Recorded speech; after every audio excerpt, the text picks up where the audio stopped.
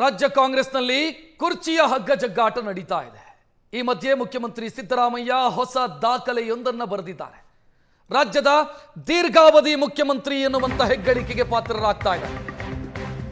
ನಾಳೆಯಿಂದ ಆ ದಾಖಲೆ ಅವರ ಹೆಸರಿಗೆ ಇವತ್ತು ಅವರು ದೇವರಾಜರಸರ ದಾಖಲೆಯನ್ನು ಸರಿಗಟ್ತಾರೆ.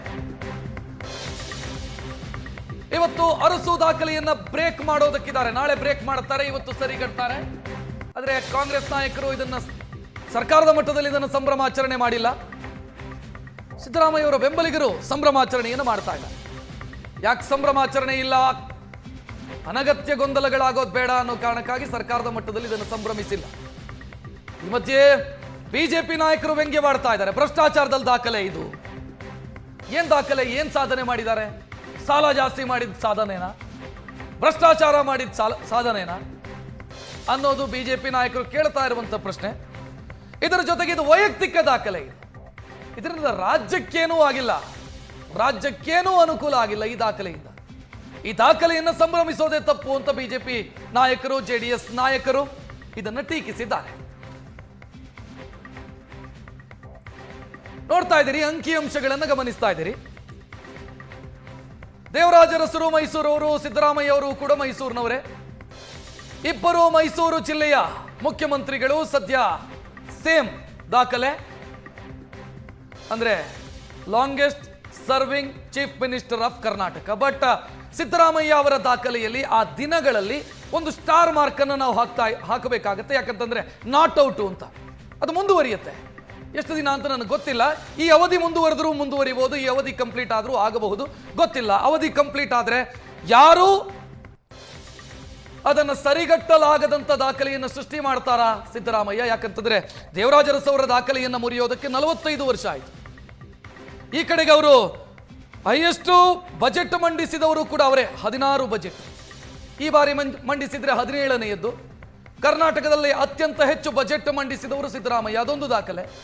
ಅದನ್ನ ಮುರಿಯೋದಕ್ಕೆ ಸಾಧ್ಯವೇ ಇಲ್ಲ ಅನ್ನೋ ರೀತಿಯ ದಾಖಲೆ ಅದು. ಯಾಕಂತಂದ್ರೆ ಅವರ ನೆಕ್ಸ್ಟ್ ಇರೋದು, ಹಿಂದಿರೋದು ರಾಮಕೃಷ್ಣ ಹೆಗಡೆ ಅವರು 13 ಬಾರಿ ಬಜೆಟ್ ಮಂಡಿಸಿದವರು. ಸೊ ಈ ಕಾರಣಕ್ಕಾಗಿ ಯಾರೂ ಮುರಿಯಲಾಗದಂತ ಸಾಧನೆಯೊಂದನ್ನ, ದಾಖಲೆಯೊಂದನ್ನ ಸಿದ್ದರಾಮಯ್ಯ ಅವರು ಬರೀತಾ ಇದ್ದಾರಾ ಅನ್ನುವಂಥ ಪ್ರಶ್ನೆಯೂ ಮೂಡ್ತಾ ಇದೆ.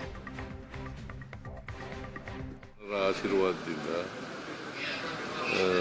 ನಾಳೆ ಆದರೆ ದೇವರಾಜರಸರವರು ಏನು ದೀರ್ಘಕಾಲ ಮುಖ್ಯಮಂತ್ರಿ ಆಗಿದ್ರು ಅದನ್ನು ಸರಿಗಟ್ಟತಕ್ಕಂಥ ಕೆಲಸ ಆಗ್ತದೆ. ಒಂದೇನಪ್ಪ ಸಂತೋಷ ಅಂತಂದರೆ ದೇವರಾಜರಸರವರು ಮೈಸೂರು ಜಿಲ್ಲೆಯವರು, ನಾನು ಮೈಸೂರು ಜಿಲ್ಲೆಯವರು. ನಿರೀಕ್ಷೆನೇ ಮಾಡಿರಲಿಲ್ಲ. ನಾನು ಚೀಫ್ ಮಿನಿಸ್ಟರ್ ಆಗ್ತೀನಿ ಅಂತೂ ಇಲ್ಲ, ಮಿನಿಸ್ಟರ್ ಆಗ್ತೀನಿ ಅಂತೂ ನಿರೀಕ್ಷೆ ಮಾಡಿರಲಿಲ್ಲ. MLA ಆಗಬೇಕು ಅಂತ ಅಂದ್ಕೊಂಡಿದ್ದೆ. ಒಂದು ಸಾರಿ ತಾಲೂಕು ಬೋರ್ಡ್ ಮೆಂಬರ್ ಆದಮೇಲೆ MLA ಆಗಬೇಕು ಅಂತ ಅಂದ್ಕೊಂಡಿದ್ದೆ. ಸೊ ಈಗ 8 ಚುನಾವಣೆಗಳಿಗೆ ಗೆದ್ದಿದ್ದೀನಿ. ಅವರು ಸಾಮಾಜಿಕವಾಗಿ ಹಿಂದುಳಿದವರಲ್ಲ, ಸಾಮಾಜಿಕವಾಗಿ ಮುಂದುವರೆದವರು ಅವರು. ಯಾಕಂದರೆ ಅರಸು ಇದೆಯಲ್ಲ, ರೂಲಿಂಗ್ ಕ್ಲಾಸ್. ನನಗೂ ಅವ್ರಿಗೂ ಕಂಪ್ಯಾರಿಸನ್ ಇಲ್ಲ. No comparison between me and Devaraj. ಸನ್ನಿವೇಶ ಬಂತು, ನಾನು ದೀರ್ಘಕಾಲ ಮುಖ್ಯಮಂತ್ರಿ ಆಗಿದ್ದೀನಿ. ಜನರ ಆಶೀರ್ವಾದ ಇತ್ತು, ಜನರ ಆಶೀರ್ವಾದದಿಂದ ಇಲ್ಲಿವರೆಗೂ ಬಂದಿದ್ದೀನಿ. ಆ ಕಾಲ ಭಾಳ ಸಂತೋಷ ಅಲ್ವಾ? ರಾಜ್ಯಕ್ಕೂ ಸಂತೋಷ, ನಮಗೂ ಸಂತೋಷ, ನಿಮಗೂ ಸಂತೋಷ. ನೀವು ಅದ್ರ ಬಗ್ಗೆ ಒಳ್ಳೆ ರಿಪೋರ್ಟ್ ಮಾಡಿ. ಖಂಡಿತ ನಾವು ತುಂಬ ಹೃದಯದ ಶುಭವನ್ನು ಹಾರೈಸ್ತೇವೆ. ಜೀವನದಲ್ಲಿ ಏನೋ ಒಂದು ಸಾಧನೆ ಮಾಡಬೇಕು ಅಂತ ಎಲ್ಲರಿಗೂ ಇರ್ತದಲ್ಲ. ಸೊ ನಮ್ಮ ಗೌರವಾನ್ವಿತ ಮುಖ್ಯಮಂತ್ರಿಗಳು ಒಂದು ಇತಿಹಾಸ ಪುಟಕ್ಕೆ ಹಿಂದೇನೂ ಸೇರಿದ್ದಾರೆ, ಮುಂದೆನೂ ಸೇರ್ತಾ ಇದ್ದಾರೆ. ಯಾರಿಗೆ? ನಾನು ನೋಡ್ರಿ, ನನಗೆ ಐ ಆಮ್ ಟೆಲಿಂಗ್ ಯು, ಏನು ನಾವು ಹಳ್ಳಿಯಿಂದ ಬಂದವರು ಇಲ್ಲಿವರೆಗೂ ಮುಟ್ಟಿದೀವಲ್ಲ, ಇಷ್ಟಕ್ಕೆ ಇದಕ್ಕಿಂತ ಇನ್ನೇನು ನಮಗೆ ಬೇಕು? ನೋಡ್ರಿ, ಅವರು ಸುದೀರ್ಘವಾಗಿ ಮುಖ್ಯಮಂತ್ರಿ ಇದ್ದದಕ್ಕೆ ನಮಗೇನು ದುಃಖ ಇಲ್ಲ. ಆದರೆ ಅವರು ಸುದೀರ್ಘವಾಗಿ ಮುಖ್ಯಮಂತ್ರಿ ಇದ್ದಕ್ಕೆ ರಾಜ್ಯದ ಜನಕ್ಕೆ ಸಂತೋಷ ಆಗಬೇಕಾಗಿತ್ತು. ಯಾವುದೇ ಸಂತೋಷ ಆಗಿಲ್ಲ. ಯಾಕಂದರೆ ಭ್ರಷ್ಟಾಚಾರ, ಒಳಜಗಳ ಮತ್ತು ದುಡ್ಡು ಸಂಪೂರ್ಣವಾಗಿ ಇಲ್ಲದೇ ಇರುವಂಥ ಖಜಾನೆಯನ್ನು ಬರಿದು ಮಾಡಿ, ಅಭಿವೃದ್ಧಿ ಶೂನ್ಯ ಮಾಡಿ, ಅವರು ಅತಿ ಹೆಚ್ಚು ದಿವಸಗಳ ಕಾಲ ಮುಖ್ಯಮಂತ್ರಿ ಇದ್ದದ್ದೇ ಒಂದು ಸಾಧನೆ ಹೊರತಾಗಿ ಅವರು ಇದ್ದ ಅವಧಿಯಲ್ಲಿ ಏನೂ ಮಾಡಿಲ್ಲ ಅನ್ನೋದು ಭಾಳ ಸ್ಪಷ್ಟ. ಎಷ್ಟು ದಿನ ಅಧಿಕಾರದಲ್ಲಿ ಇರ್ತಾರೆ ಅನ್ನೋದು ಮುಖ್ಯ ಆಗಲ್ಲ. ಅಧಿಕಾರದಲ್ಲಿದ್ದಾಗ ಏನು ಮಾಡಿದರು ಅನ್ನೋದು ಮುಖ್ಯ ಆಗುತ್ತೆ. ತುಂಬ ಜನ ರಾಜಮಹಾರಾಜರು ಆಳು ಹೋಗಿದ್ದಾರೆ. ನಾಲ್ವಡಿ ಕೃಷ್ಣರಾಜ ಒಡೆಯರ್ ಥರ ದೂರಗಾಮಿ ಯೋಜನೆಗಳನ್ನು ರೂಪಿಸಿ ಹೆಸರು ಪಡ್ಕೊಂಡವ್ರು ಇಲ್ಲ. ಎಷ್ಟು ದಿನ ಇದ್ರು ಅನ್ನೋದು ದಾಖಲೆಯೋ, ಏನು ಮಾಡಿದ್ರು ಅನ್ನೋದು ದಾಖಲೆನೋ. ಸಿದ್ದರಾಮಯ್ಯನವರು ಈ ರಾಜ್ಯದ ಮುಖ್ಯಮಂತ್ರಿಯಾಗಿ ದಾಖಲೆ ಮಾಡೋಕ್ಕೋಸ್ಕರ ಮುಖ್ಯಮಂತ್ರಿಯಾಗಿದ್ದಾರೆ. ದೇವರಾಜ ಅರಸು ಅವರ ದಾಖಲೆ ಮುರಿಬೇಕು ಅಂತೇಳಿ ಅವರು ಅವರ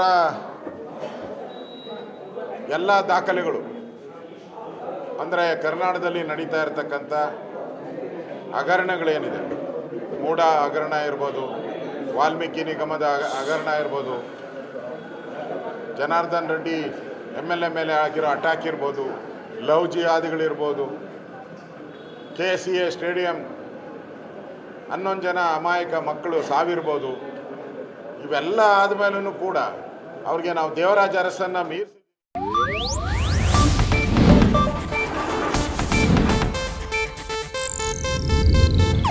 ಇದು ಏಷ್ಯಾನೆಟ್ ನ್ಯೂಸ್ ನೆಟ್ವರ್ಕ್ ಪ್ರಸ್ತುತಿ.